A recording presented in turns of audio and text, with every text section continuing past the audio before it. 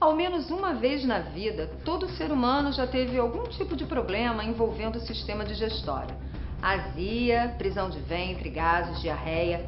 A sua saúde digestiva é o tema da conversa aqui na TV Diagnóstico. E para falar sobre esses problemas, o nosso convidado é o gastroenterologista Dr. Paulo Homem.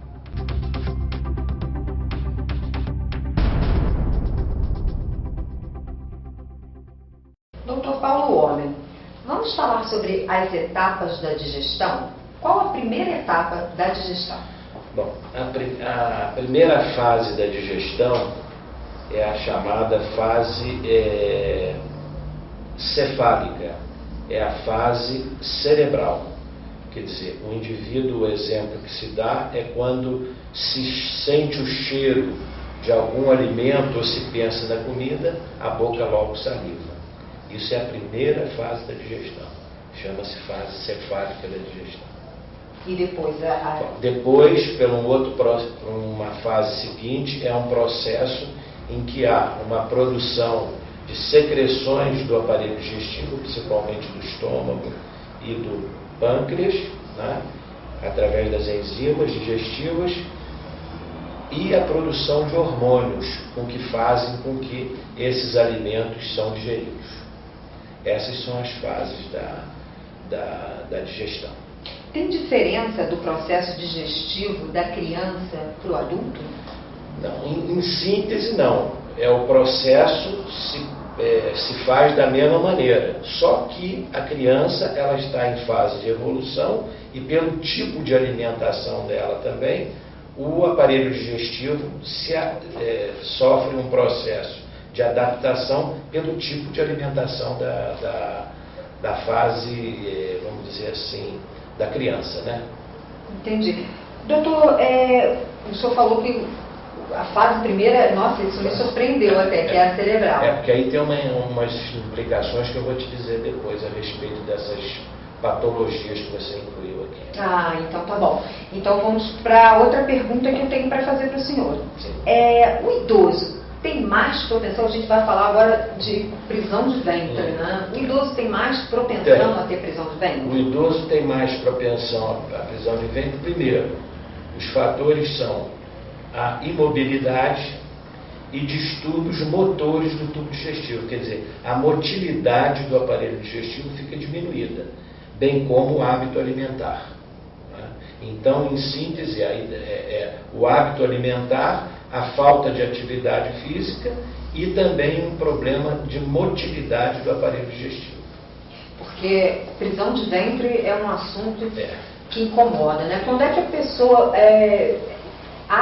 ela fica um dia, porque assim, regular, existe o regular, isso você pode estabelecer como fisiológico o hábito intestinal da pessoa ir evacuar 1 ou 2 vezes por dia.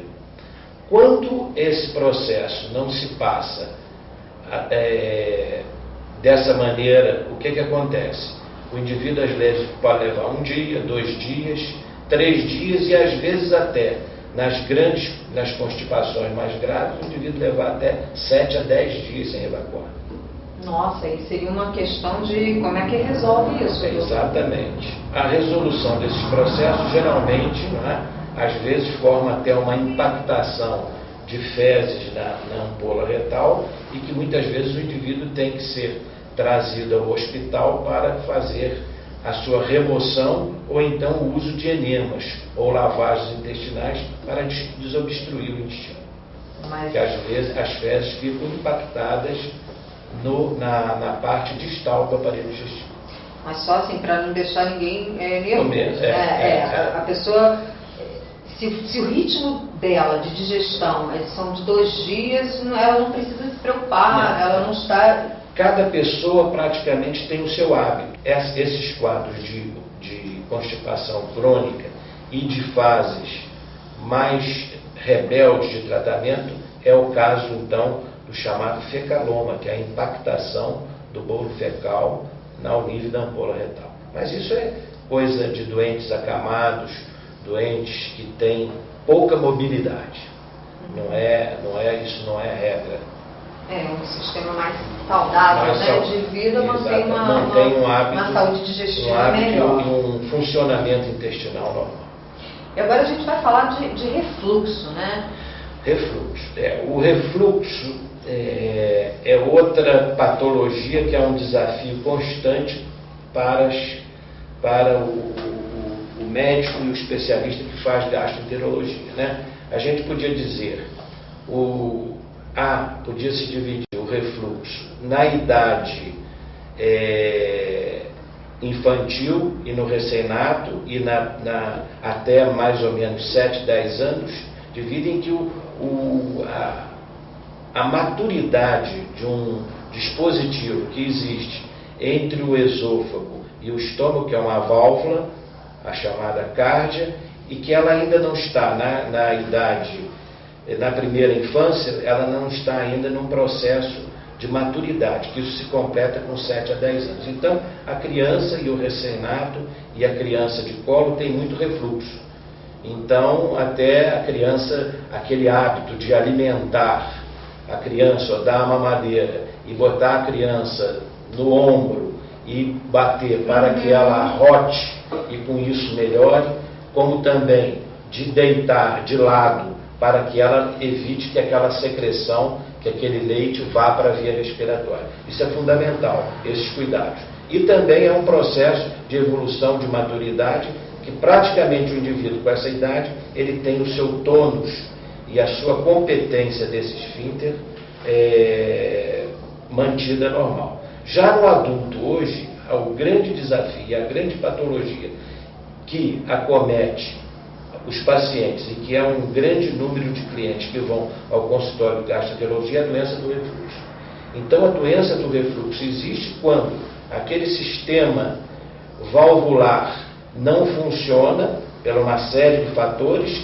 O que acontece? O conteúdo do estômago reflui para dentro do esôfago. E esse conteúdo gástrico, que é constituído de ácido, de enzimas, de bile, agride a mucosa do esôfago. E com isso, então, o indivíduo tem a chamada doença do refluxo, né?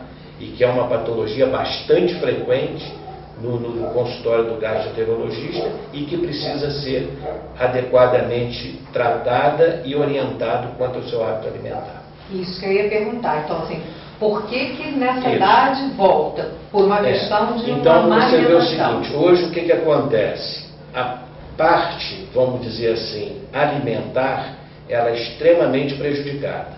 Porque hoje, pela vida corrida que a maioria das pessoas tem, ela praticamente faz as suas refeições de uma maneira incorreta. Geralmente indo nos fast food. Quer dizer, que um indivíduo come em pé, faz uso de refrigerantes, bebidas gasosas e substâncias irritantes do aparelho digestivo, né? E realmente, então, o que acontece?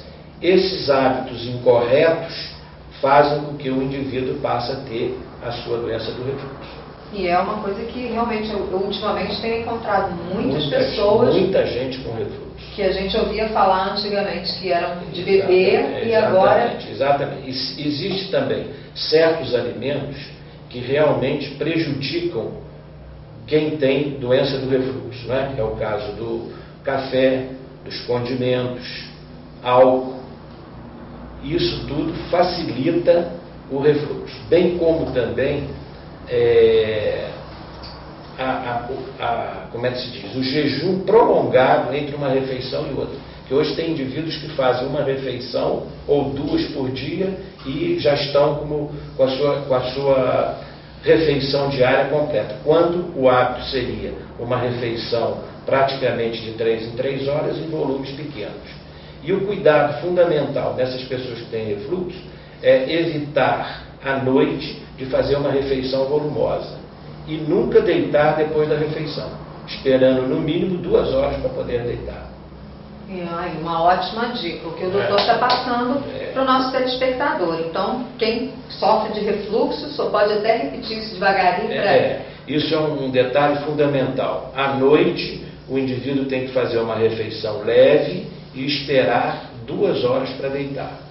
Porque nos casos até de indivíduos que têm refluxo acentuado, como é o caso dos indivíduos obesos e dos indivíduos que fazem refeição volumosa, o que acontece? Esses indivíduos podem ter durante a noite o refluxo do conteúdo gástrico até indo para a via respiratória. O indivíduo acorda subitamente com a sensação de que está sendo asfixiado.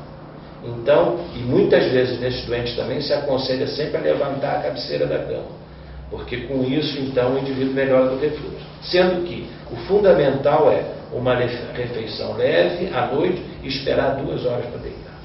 E os gases, doutor Paulo, mas só um minutinho, é desagradável, né? Mas só um minutinho, não me responde agora não, que eu vou chamar um bloco de intervalo e a gente volta já já, não saia daí.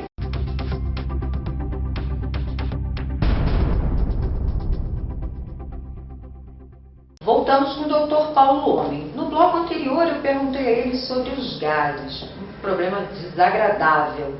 Dr. Paulo Homem, onde se localizam os gases? O indivíduo normalmente, no indivíduo normal rígido, ele tem uma quantidade de gases no aparelho digestivo. Por quê? A maior quantidade de gás, de ar dentro do aparelho digestivo, advém da deglutição do ar atmosférico, né? Bem como também as alterações, principalmente de hábito, o indivíduo fazendo uso de bebidas gasosas, bem como certos tipos de alimentos em que há muita fermentação e há produção acentuada de gases. Quem fala muito? Quem fala muito. Então, a gente vê o seguinte, normalmente, o indivíduo, quando vai se alimentar, ele realmente tem que fazer, primeiro, uma refeição em local tranquilo e adequado e mastigar bem o alimento.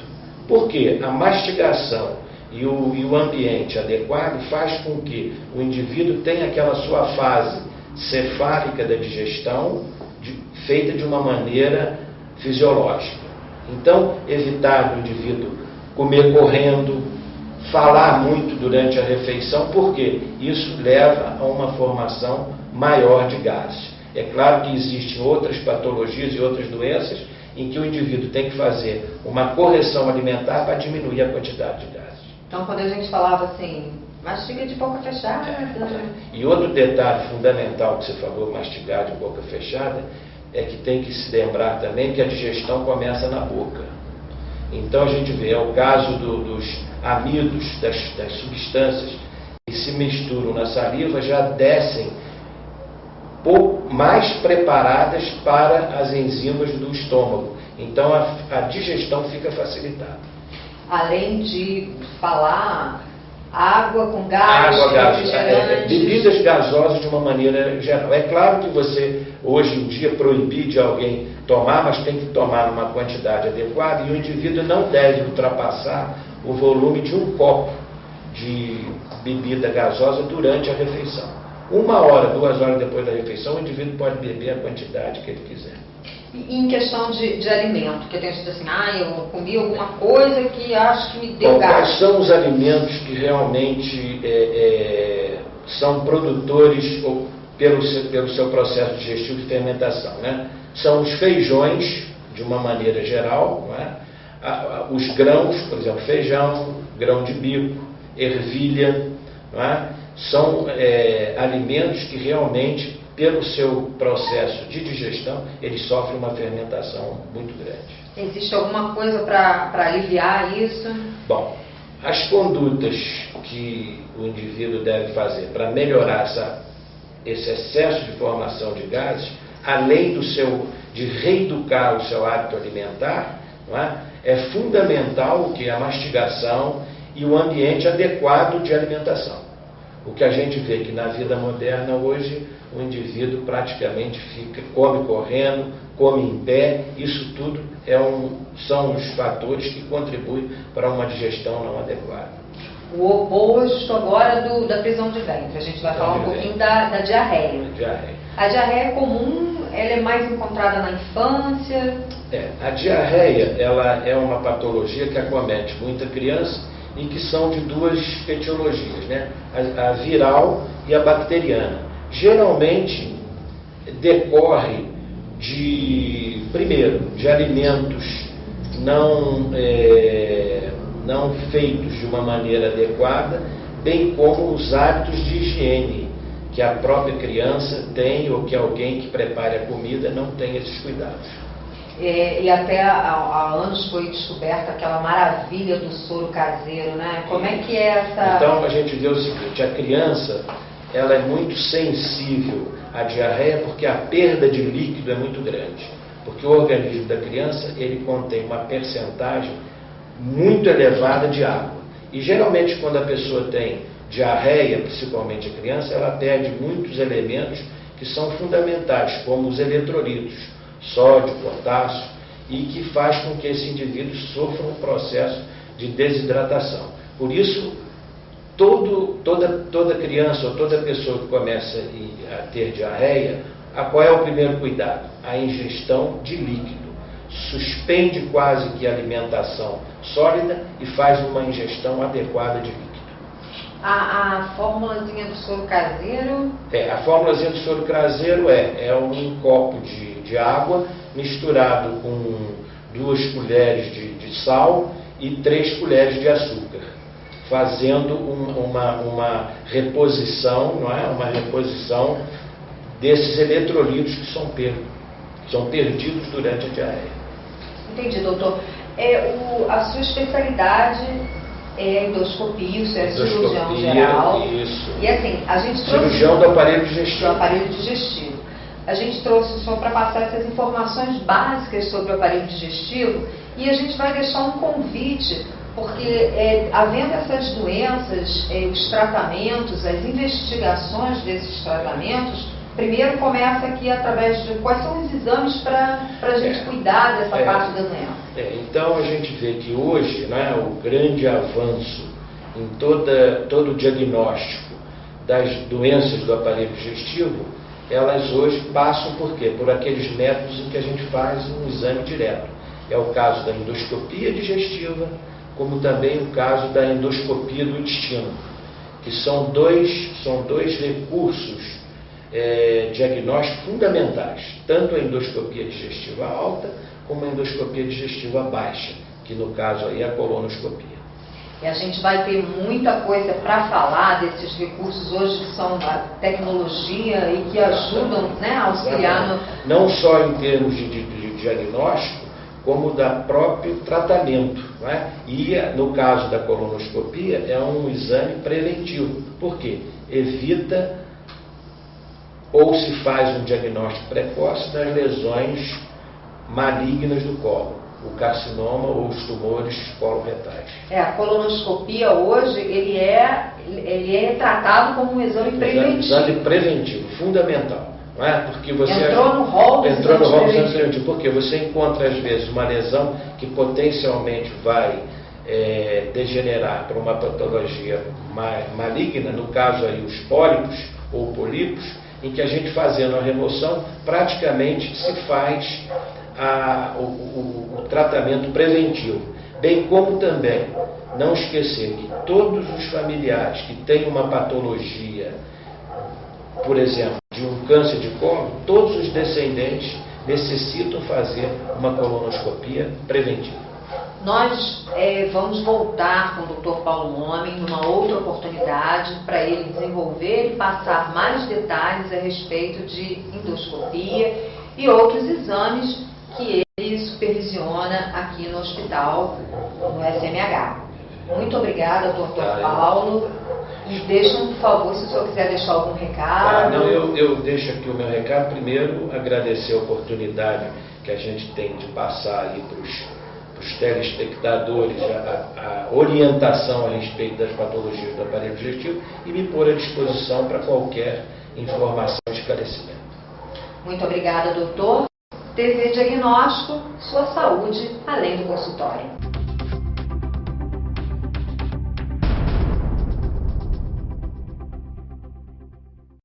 O programa de hoje termina aqui. Você, profissional da saúde, se quiser anunciar conosco, ligue 2243-3865. E você que está nos assistindo, se quiser sugerir um tema, mande um e-mail para pauta@tvdiagnóstico.com.br. Participe! O programa também é transmitido via web no site TV Rede Petrópolis, segundas, quartas e sextas, a partir de 14 horas.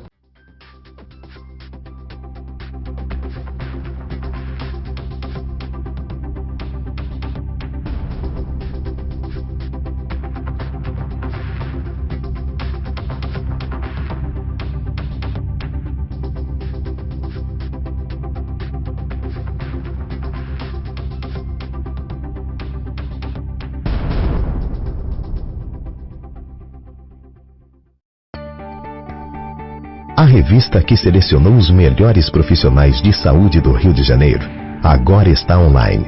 No site da revista Diagnóstico, você terá dicas de saúde, poderá conferir artigos, endereços e contatos atualizados e ficará a par dos eventos que acontecem na sua cidade relacionada à área de saúde. Entre no site e faça parte da revista Diagnóstico.